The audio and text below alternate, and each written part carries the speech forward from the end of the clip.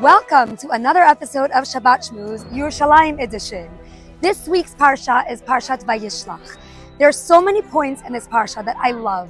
One of which is when Yaakov Avinu says to Hashem, "Katonti mikol hachasadim, mikol ha'emet asher asita et avdecha."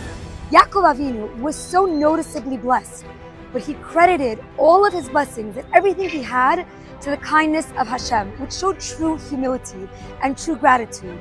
He took nothing for granted and understood whatever he has is a direct result of Hashem's kindness. Another part of the parsha that I love, that I always talk about, is when Yaakov is preparing to meet with Esav. We know that he does three things. He davens, he prepares for war, and he sends gifts to Esav. What happens when Esav receives the gifts?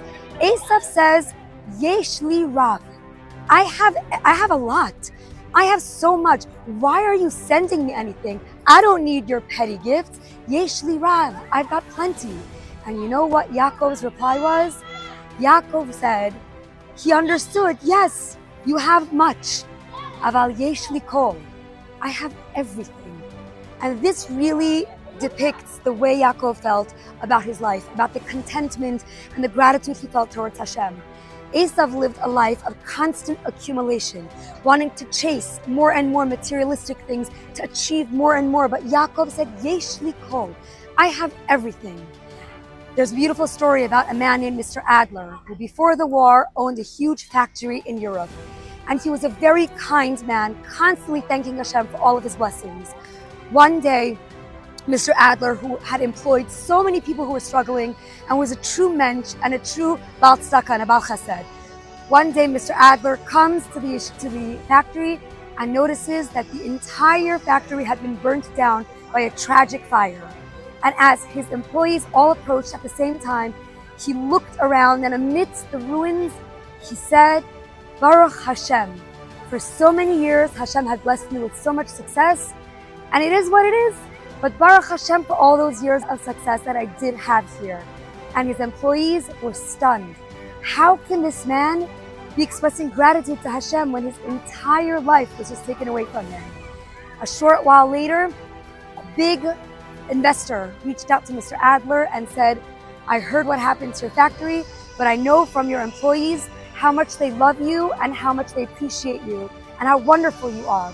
So I would like to fund a brand new factory, but this time it's going to be bigger and better than before.